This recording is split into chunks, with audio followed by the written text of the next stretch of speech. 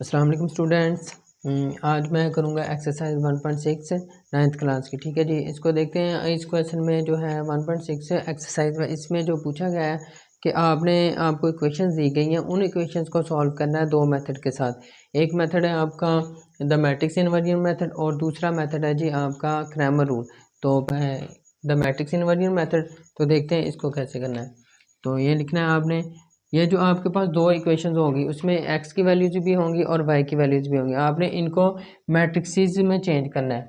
ठीक है जी, तो आपने ऐसे तीन मैट्रिक्स लगा लेने हैं। ठीक है जी,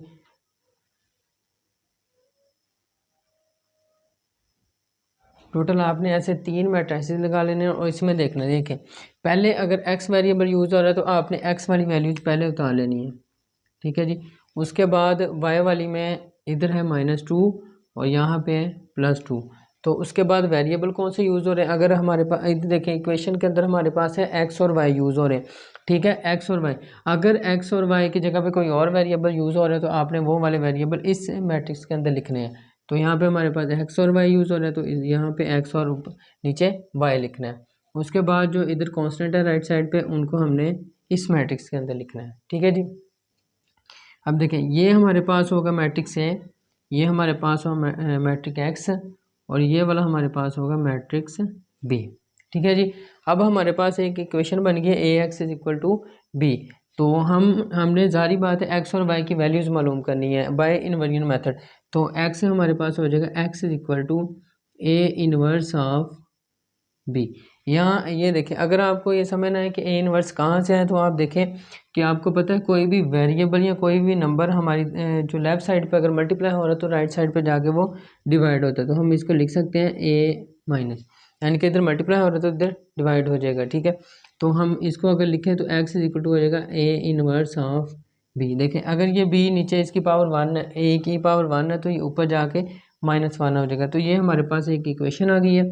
तो इसके अंदर हमारे पास x की वैल्यू भी है, यानी कि x और y की वेरिएबल है, और b की वैल्यू भी है, लेकिन a इनवर्स की वैल्यू हमारे पास यहाँ पे नहीं है।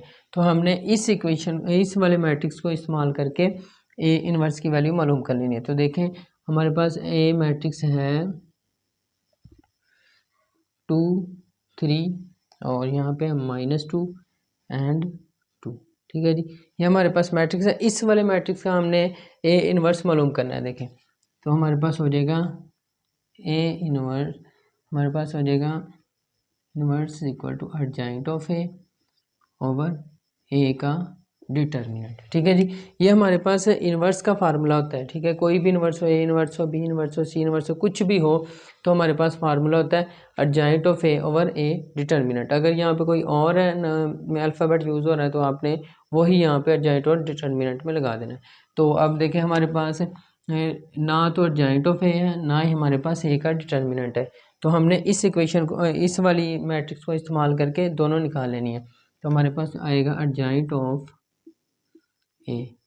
हाँ जी, एडजॉइंट ऑफ ए का मतलब है कि आपने इन दोनों की जगह चेंज करनी है और इन दोनों की अलामतें चेंज करनी है। ठीक है, देखिए अगर यहाँ पे प्लस है तो ये माइनस हो जाएगा और यहाँ पे अगर माइनस है तो वो प्लस हो जाएगा। ठीक है जी, यानी कि इन दोनों की आपने साइन चेंज कर देना है, इन दोनों के, और इन दोनों की आपने चेंज करनी है, इनकी प्लेस चेंज करनी है, यानी कि इनकी आपने जगह चेंज कर देनी है। तो ये हो जाएगा हमारे पास -3 और इधर आ जाएगा +2 और इनकी जगह चेंज करनी है। ठीक है जी, अब देखें जगह चेंज करने से क्या होगा, ये इधर 2 है तो दोनों तरफ तो कोई भी फ़र्क नहीं पड़ेगा इनके ऊपर। तो अब हमने ए डिटर्मिनेंट मालूम करना है। ठीक है जी, ए डिटर्मिनेंट आपने इस वाले मैट्रिक्स का मालूम करना है। ठीक है, ये वाला मैट्रिक्स इस्तेमाल करना है, ये वाला मैट्रिक्स इस्तेमाल नहीं करना, क्योंकि ये एडजॉइंट ऑफ ए। ठीक है, अगर आप ये वाला इस्तेमाल करेंगे तो आपका क्वेश्चन रॉन्ग हो जाएगा। तो आपने ये वाला इस्तेमाल करना है जो आपने मैट्रिक्स इन इक्वेशन में से निकाला होगा। तो इनका डिटर्मिनेंट कर लेते हैं, हो जाएगा 2 3 -2 एंड 2। ठीक है जी, ये आपने लाइनें सीधी करनी है क्योंकि डिटर्मिनेंट की लाइनें सीधी होती हैं, डिटर्मिनेंट का मतलब ये है। ठीक है जी, तो इनका डिटर्मिनेंट निकाले तो हमारे पास आ जाएगा, आपने इस वाले को मल्टीप्लाई करना इन दोनों को। ठीक है, उसके बाद इन दोनों को मल्टीप्लाई करने से पहले आपने इन दोनों के दरमियान में माइनस की अलामत लगानी है। 3 -2, तो ए डिटर्मिनेंट तो हो जाएगा 4 प्लस माइनस माइनस प्लस हो जाएगा, ये हमारे पास आ जाएगा 6, तो a determinant is equal to हमारे पास आ गया 10।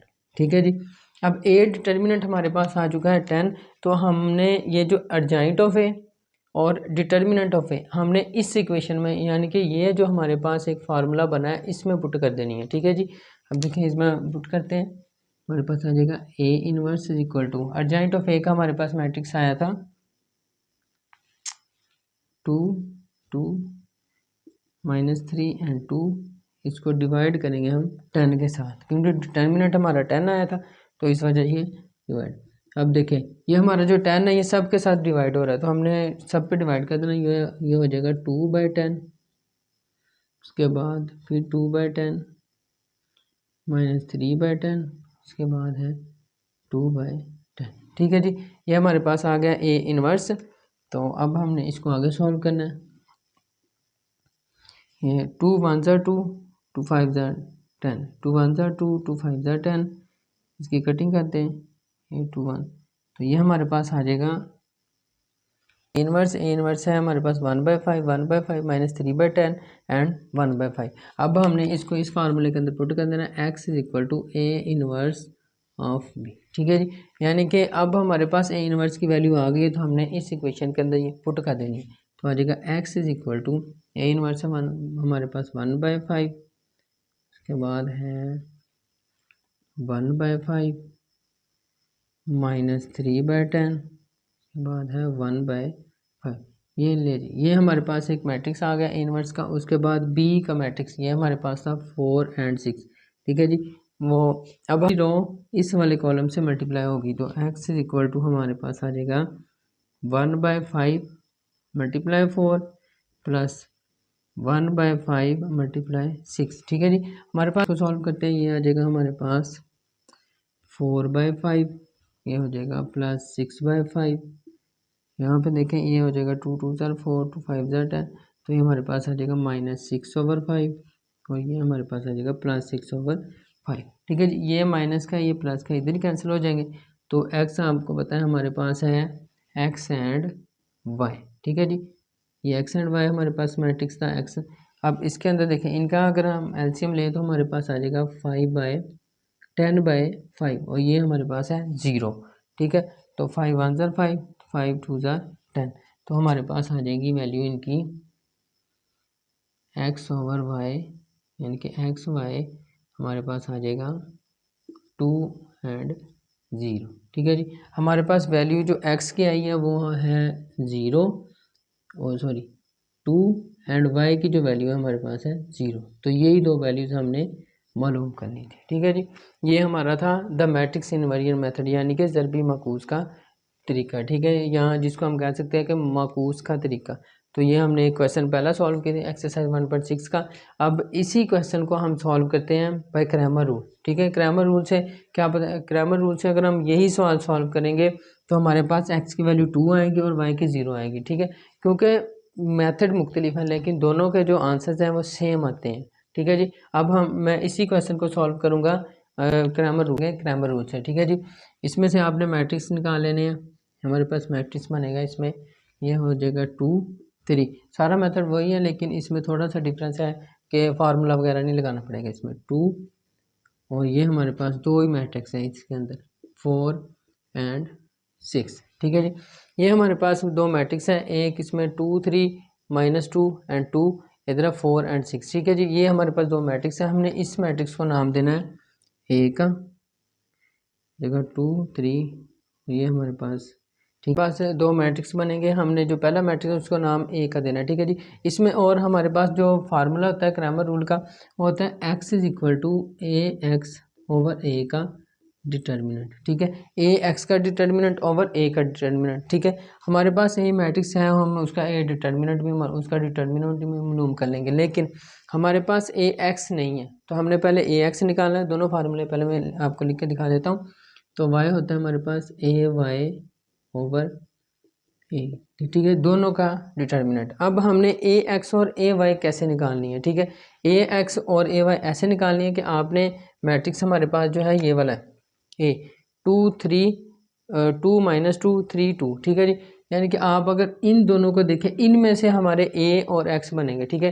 ए एक्स बनेंगे इसके अंदर से और ए वाई भी इसी के अंदर बनेगा। जब ए एक्स लिखना है ना आपने, ए एक्स, तो आपने एक्स वाला जो कॉलम है वो छोड़ देना है। जैसे कि ये लिखा है ना 2 एंड 3, आपने 2 एंड 3 को छोड़ देना जब ए एक्स लिखना है, क्योंकि ये एक्स वाली वैल्यूज है तो ये आपने छोड़ देनी है। तो आपने लिखनी कौन सी है, इधर लिखनी है वाई की, ठीक है जी, एक्स वाली छोड़ देनी है। उसके बाद जो आपने एक्स यानी कि जो एक्स वाली वैल्यू यहाँ पे नहीं लिखी थी उसकी जगह पे आपने ये वाली वैल्यू लिखनी है, ठीक है। जो आपका राइट साइड पे कॉलम होगा वो आपने यहाँ पे लिखना है, ठीक है जी। ये हमारे पास होगी ए एक्स। अब हमने इसी तरह ए वाई निकालना है, ठीक है। अब ए वाई का भी आसान सा तरीका है कि अगर आपके पास यहाँ पे ए वाई आपने निकालना है तो वाई वाली वैल्यू आपने नहीं लिखनी, यानी कि जो वाई वाला कॉलम है ये आपने नहीं लिखना, ठीक है जी। ए वाई के अंदर तो हम लिख लेते हैं 2 एंड 3, और इधर आ जाएगा -2, और इधर -2 तो लिखना है, ये हमारे पास आ जाएगा 4 एंड 6, ठीक है जी। ये हमारे पास आ गया ए एक्स, ठीक है जी। ये हमारे पास आ गया ए वाई। एक और मैं आपको इसकी ट्रिक बता देता हूँ कि आपने इनको लिखना कैसे। अगर आपको कहीं पे भूल जाए कि ये कैसे था, एक्स कहाँ पे लिखना था, वाई कहाँ पे लिखना था, तो आप एक ट्रिक इस्तेमाल करें। आप इनके ऊपर 1 2 एंड 3 लगा दें, ठीक है जी। और ए एक्स के लिए याद रख लें कि जब आपने ए एक्स लिखना है तो अगर हमारे पास दो मैट्रिक्स है, वन उसको आपने कॉलम्स को नाम दे देना है 1, ठीक है जी। ये 1 हो जाएगा, ये हमारे पास कॉलम 2, और ये हमारे पास कॉलम 3, ठीक है जी। 3 कॉलम है हमारे पास टोटल, आपने उनको नाम दे देना 1 2 एंड 3 का, ठीक है जी। जब आपने ए एक्स लिखना है तो आप लिखेंगे 3 एंड 2, ठीक है।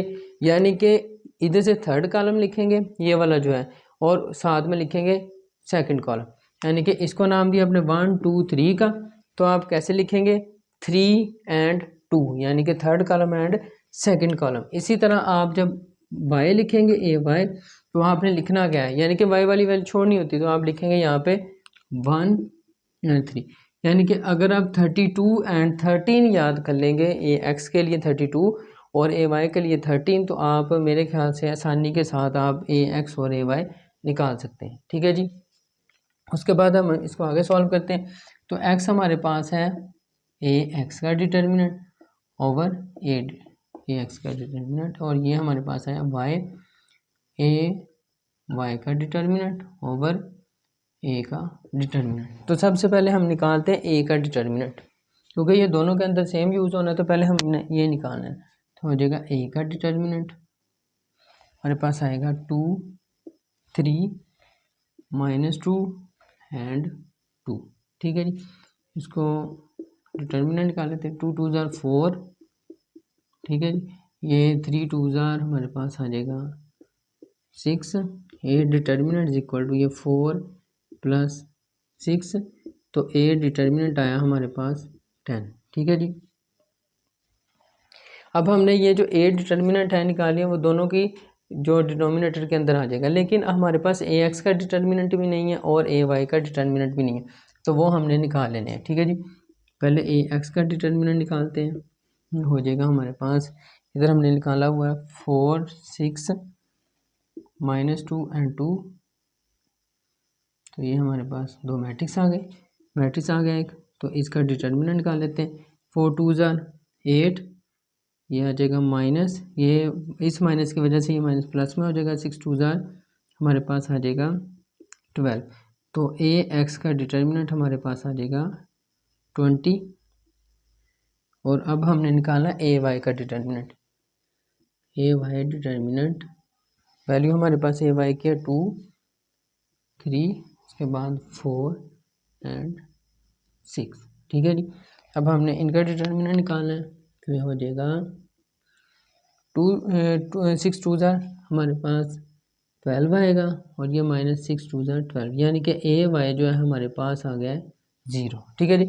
ए वाई 12 में से 12 माइनस करें तो हमारे पास आ जाएगा 0, तो ए वाई हमारे पास आ गया 0। तो हमने अब वैल्यूज़ पुट करनी है इन दोनों फार्मूलाज के अंदर। तो एक्स हमारे पास था ए एक्स का डिटर्मिनेंट ओवर ए का डिटर्मिनेंट। अब आप देखें कि ए एक्स का डिटर्मिनेंट हमने क्या निकाला था, हमारे पास आया था 20, और ए का डिटर्मिनेंट हमारे पास है 10, तो x को इस पे 10 को 2 पे ये डिवाइड करें तो 20 को, तो हमारे पास आ जाएगा x इज इक्वल टू 2। ठीक है जी। और उधर से अब हमने दूसरा फार्मूला लगाना है, y इज इक्वल टू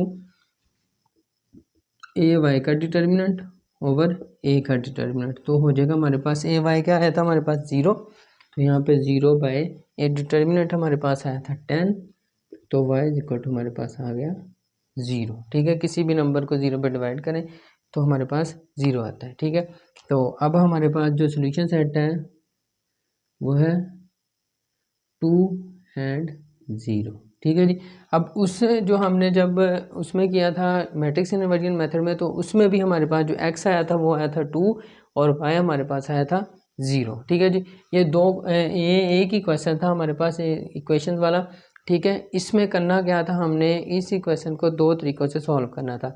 पहले मैंने करवाया आपको मैट्रिक्स इनवर्जन मेथड और दूसरा करवाया अभी मैंने आपको क्रैमर रूल। ठीक है जी। ये स्टूडेंट्स अब हम इसी एक्सरसाइज का क्वेश्चन नंबर करेंगे 5। ठीक है जी। इसमें भी 2 इक्वेशन हमें दी गई हैं। पहले मैं करूँगा इसको मैट्रिक्स इनवर्जन मेथड के साथ। ठीक है जी। तो इसमें से हमने 3 मैट्रिक्स निकाल लेने हैं, 3 -6 -2 एंड 4। ठीक है जी, ये एक मैट्रिक्स हो गया। उसके बाद जो इसके अंदर वेरिएबल यूज़ हो रहे हैं वो आपने निकाल लेने हैं। हो जाएगा एक x है और दूसरा वेरिएबल इसके अंदर था y। तो हमारे पास राइट साइड पे वैल्यूज है 4 एंड 7। ठीक है जी।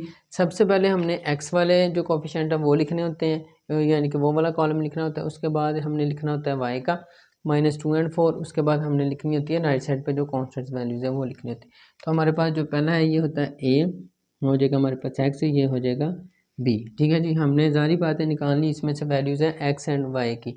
तो हमारे पास ये कैपिटल x यानी कि कैपिटल x ये चीज़ को बता रहा है कि इसके अंदर x एंड y है। तो हमारे पास x इज इक्वल टू आ जाएगा a इनवर्स एंड b। ठीक है, अब हमारे पास x भी है b भी है, लेकिन हमारे पास a इनवर्स नहीं है। तो हमने a इनवर्स कैसे निकालना है, हमारे पास एक मैट्रिक्स होता है a, इसको जो पहले को हमने नाम दिया हुआ है 3 -2 -6 एंड 4। ठीक है जी। अब हमने ये इसमें से जो a इनवर्स की वैल्यू हमने मालूम करनी है। ठीक है, वो कैसे मालूम होगी, हमारे पास a इनवर्स का फार्मूला होता है adjoint of a over a का डिटर्मिनेंट। ठीक है जी। ये अब हमारे पास a इनवर्स है। अब हमने ये वाला जो मैट्रिक्स है इसका हमने एडजॉइंट भी मालूम करना है और डिटर्मिनेंट भी मालूम करना है। ठीक है जी। तो हमारे पास जो एडजॉइंट होगा, एडजॉइंट ऑफ a। ठीक है जी। एडजॉइंट ऑफ ए यानी कि इसके अंदर हमने इन दोनों की अलामतें चेंज करनी है, यानी कि इन दोनों के हमने साइन चेंज करने हैं और इन दोनों के हमने जगह चेंज करनी है। ठीक है जी। इन दोनों की प्लेस चेंज होगी और इन दोनों की हमने साइन चेंज करने हैं। तो हमारे पास यहाँ पे आ जाएगा 4 एंड 3 और यहाँ पे आएगा साइन चेंज, माइनस के दोनों तो प्लस के हो जाएंगे, तो ये हो जाएगा 6 एंड 2। ठीक है जी। ये हमारे पास आ गया एडजॉइंट। अब हमने इसी वाले जो मैट्रिक्स ए है उसका हमने डिटर्मिनेंट मालूम करना है। ठीक है, डिटर्मिनेंट कैसे, कि आपने इसका डिटर्मिनेंट मालूम नहीं करना क्योंकि एडजॉइंट वाला है। तो अगर आप इसके साथ करेंगे तो हमारा क्वेश्चन रॉन्ग हो जाएगा। तो हमने डिटर्मिनेंट मालूम करना है ए वाले का। ठीक है जी। ये डिटर्मिनेंट हमारे पास आएगा 3 -6 -2 एंड 4। ठीक है जी। अब इसका डिटर्मिनेंट करते हैं तो ये हो जाएगा हमारे पास 3 2 3 4 हमारे पास। ठीक है, उसके बाद माइनस है फार्मूले का -2 एंड -6। ठीक है जी। अब हमारे पास आ जाएगा a डिटर्मिनेंट इक्वल टू, ये आ जाएगा 12 माइनस माइनस प्लस तो -12। तो a डिटर्मिनेंट हमारे पास आ गया 0। तो देखें हमें तो चाहिए फार्मूले के अंदर a इनवर्स। अगर a इनवर्स फार्मूले के अंदर हम डिटर्मिनेंट यहाँ पे 0 पुट कर दें तो ना तो हमारे पास इनवर्स आएगा, इनवर्स भी इनवर्स क्या आएगा हमारे पास 0। तो जब 0 को हम यहाँ पे पुट करेंगे तो b से मल्टीप्लाई होगा तो वो सारे का सारा क्या हो जाएगा 0। यानी कि इससे जो हमारा क्वेश्चन है इन दोनों इक्वेशन का, तो हमारे पास हम इसको लिखेंगे नो सोल्यूशन। ठीक है, क्योंकि हम जो इन इक्वेशंस को यानी कि इस क्वेश्चन को आगे नहीं चला सकते। वो क्योंकि हमारे पास डिटर्मिनेंट कम से कम कोई एक नंबर होना चाहिए, 0 के अलावा हमें हमारे पास नंबर होना चाहिए तो हमारा ये क्वेश्चन आगे चलेगा। लेकिन यहाँ पे हमारे पास डिनोमिनेटर के अंदर 0 आ गया तो इसका मतलब ये सारे का सारा हमारा जो क्वेश्चन है ये यहीं पे ख़त्म हो गया, तो हमारा इसका आंसर है नो सोल्यूशन। ठीक है जी। अब हम इसी एक्सरसाइज का एक और क्वेश्चन देखते हैं, तो उनको उसको भी दो तरीक़ों से हम सॉल्व करते हैं, मैट्रिक्स इनवर्जन मेथड एंड दूसरा हमारा क्रैमर रूल। तो अगर हम इसी क्वेश्चन को क्रैमर रूल से भी करेंगे तो उसका भी नो सोल्यूशन आएगा। ठीक है जी, क्योंकि उसमें भी डिटर्मिनेंट हमने ए का मालूम करना होता है, अगर उसका भी डिटर्मिनेंट करेंगे तो वो भी ज़ीरो हो जाएगा। ठीक है जी, तो इसका मतलब है कि ये दोनों तरीक़ों से हम कर लें तो इसका नो सोल्यूशन ही आएगा। तो अब हमने इसी क्वेश्चन को एक और क्वेश्चन इसी एक्सरसाइज का करेंगे दोनों तरीकों के साथ। स्टूडेंट्स अब हमारे पास एक और क्वेश्चन है इसी एक्सरसाइज का, क्वेश्चन नंबर 8। ठीक है जी, क्वेश्चन नंबर 1 का पार्ट नंबर 8। तो हमने इसको पहले मैट्रिक्स इनवर्जन मेथड के साथ सॉल्व करना है। तो हमने वैसे ही इसके 3 मैट्रिक्स बना लेने, ये हो जाएगा 3 1 -4 2। ठीक है जी, उसके बाद हमारे पास आता है मैट्रिक्स एक्स एंड वाई वाला। ठीक है, उसके बाद हमारे पास मैट्रिक्स आता है ये राइट साइड पे जो कांस्टेंट होते हैं। ठीक है जी, हमारे पास जो एक्स वाला कॉलम था उसके अंदर 3 और 1, जिस भी वेरिएबल के साथ कुछ ना लगा हो तो वो होता है यहाँ पे 1। ठीक है जी, 3 1 हमारे पास, उसके बाद -4 और 2, उसके बाद 4 और 8। तो हमारे पास ये होता है ए मैट्रिक्स, ये होता है एक्स, ये होता है बी। तो एक्स हमने निकालना होता है तो ये ए इनवर्स बी हमारे पास यहाँ पे आ जाएगा। अब हमने इसी में से ए इनवर्स मालूम करना है, तो हम पहले ए मैट्रिक्स निकाल लेते हैं इसी इक्वेशन के इसके अंदर से 3 1 -4 और 2। ठीक है जी, उसके बाद हमने अब निकालना है ए इनवर्स। तो ए इनवर्स हमारे पास होता है अर्जेंट ऑफ ए ओवर ए का डिटर्मिनेंट। ठीक है जी, अब हमने इस वाले जो मैट्रिक्स है इसका हमने अर्जेंट भी मालूम करना है और इसका डिटर्मिनेंट भी मालूम करना है। ठीक है जी, अर्जेंट ऑफ ए। ठीक है जी, अर्जेंट ऑफ ए का मतलब यानी कि हमने इन दोनों के साइन चेंज करने हैं। ठीक है, और इन दोनों की हमने प्लेस चेंज करनी है, इन दोनों की जगह चेंज करेंगे तो ये हो जाएगा 2 3 और इधर आएगा हमारे पास ये माइनस का 4 है तो ये प्लस का हो जाएगा, ये प्लस का 1 है तो ये माइनस का 1 हो जाएगा। ठीक है जी, उसके बाद हमने मालूम करना है इन्हीं का इस वाले जो ये वाला मैट्रिक्स है इनका डिटर्मिनेंट मालूम करना है। तो डिटर्मिनेंट करें हम 3 1 -4 और 2। ठीक है जी, डिटर्मिनेंट में क्या करते हैं हम इन वाले को मल्टीप्लाई करते हैं पहले, फिर इसको मल्टीप्लाई करते हैं, दरमियान में माइनस लगाते हैं। तो हमारे पास हो जाएगा ए डिटर्मिनेंट इक्वल टू 3 2 6 हो जाएगा। उसके बाद फार्मूले का माइनस, उसके बाद 1 मल्टीप्लाई -4।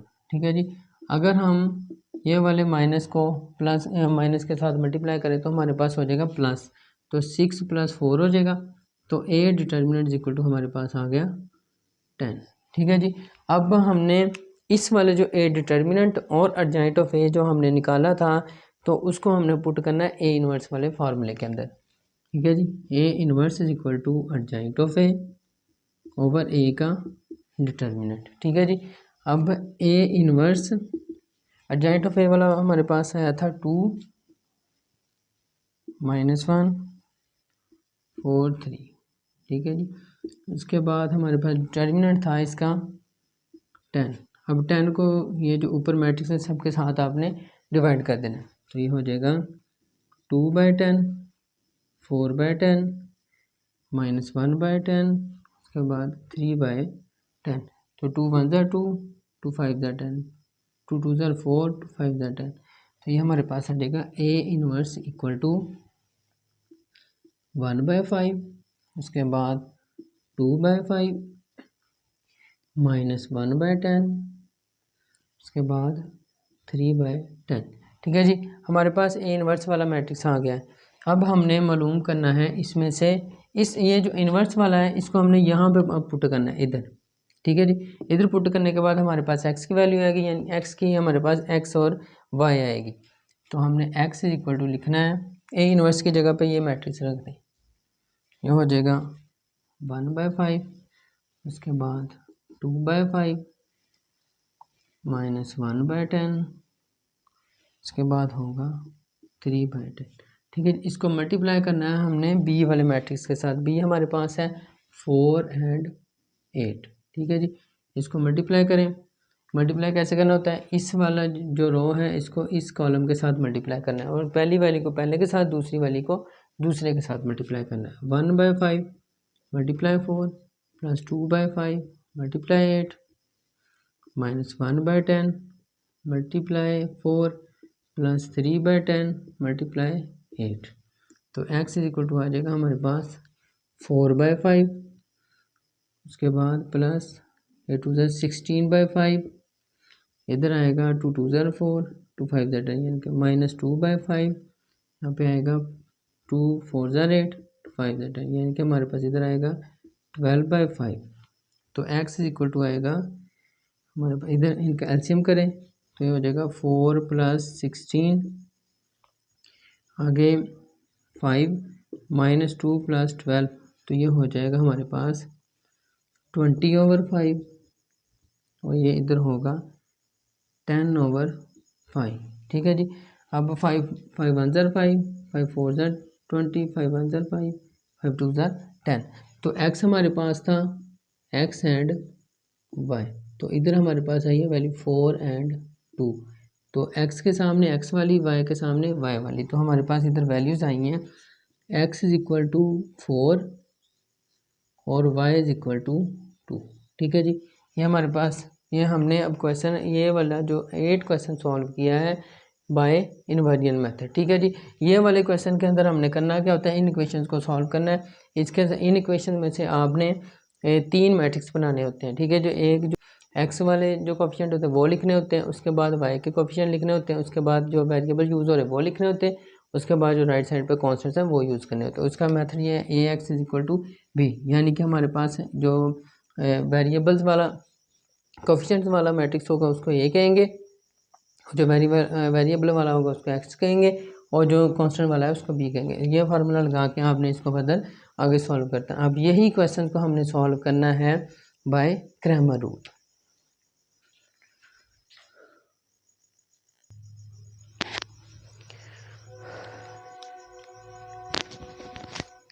जी स्टूडेंट्स, अब हम एक क्वेश्चन नंबर 1 के पार्ट नंबर 8 को करेंगे क्रैमर रूल की मदद से। ठीक है जी। अब हमने इसमें से 2 मैट्रिक्स निकाल लेने, एक ए वाला बनेगा, यानी कि जो एक्स और वाई कोफिशिएंट के साथ जो एक्स और वाई वेरिएबल के साथ जो कोफिशिएंट लगे होंगे उनको हमने लिखना है। पहले एक्स वाले लिखने हैं, उसके बाद लिखने हैं वाई वाले। ठीक है जी। सॉरी, इसमें क्या करना होता है, सबसे पहले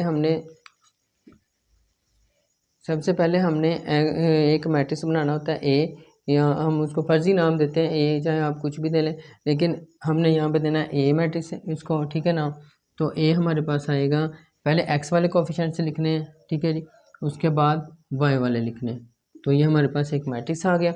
उसके बाद हमारे पास एक होगा यहाँ पे दूसरा मैट्रिक्स होगा हमारे पास 4 एंड 8। ठीक है जी। यहाँ पे 2 मैट्रिक्स आ गए। अब हमारे पास फार्मूला जो होता है x इज इक्वल टू होता है ए एक्स का डिटर्मिनेंट ओवर ए का डिटर्मिनेंट, और y हमारे पास होता है ए वाई का डिटर्मिनेंट ओवर ए का डिटर्मिनेंट। ठीक है जी। अब देखें हमारे पास ए मैट्रिक्स तो ये वाला है। ठीक है। लेकिन हमारे पास ए एक्स मैट्रिक्स नहीं है, तो हमने इस इक्वेशन में से, इन दोनों इक्वेशन में से हमने ए एक्स और ए वाई निकालना है। तो पहले हम लिख लेते हैं कि ए हमारे पास क्या है। ए हमारे पास ये ऐसे सिंपल हमारे पास मैट्रिक्स है 1 -4 एंड 2। ठीक है जी। ये हमारे पास ए मैट्रिक्स है, लेकिन हमारे पास ए एक्स और ए वाई नहीं है। तो हमने ए एक्स कैसे मालूम करना है, मैंने पिछले क्वेश्चन में आपको बताया था, एक ट्रिक भी बताई थी, वो इसमें भी बता देता हूँ। हमारे पास ए एक्स मैट्रिक्स होगा, जब भी ए एक्स मैट्रिक्स लिखना है तो आपने एक्स वाले जो कोफिशिएंट है वो नहीं लिखने, आपने -4 वाई वाले लिखने, और जहाँ पे आपने एक्स की जो कॉलम है वो खाली जोड़ा है वहाँ पे आपने ये कॉन्स्टेंट्स लिखने। तो हमारे पास ये हो जाएगा ए एक्स। ठीक है। अब ए वाई वाला भी ऐसे ही है। ए वाई वाले में क्या करना है, आपने वाई वाले कोफिशिएंट्स नहीं लिखने। ठीक है। यानी कि वाई वाला कोफिशिएंट जो कॉलम है वो आपने नहीं लिखना।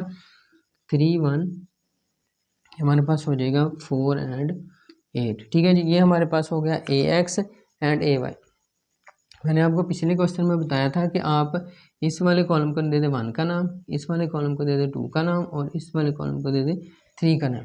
ठीक है। तो जब भी आपने ए एक्स लिखना है, ठीक है, जब ए एक्स लिखना है तो आप लिखेंगे 3 एंड 2 यानी कि 32। ठीक है जी। उसके बाद जब आप लिखेंगे ए वाई, तो ए वाई में आपने लिखना है 1 एंड 3, यानी कि अगर आपने ए एक्स लिखना है तो 32 याद कर लें, अगर आपने ए वाई लिखना है तो आप 13 याद कर लें।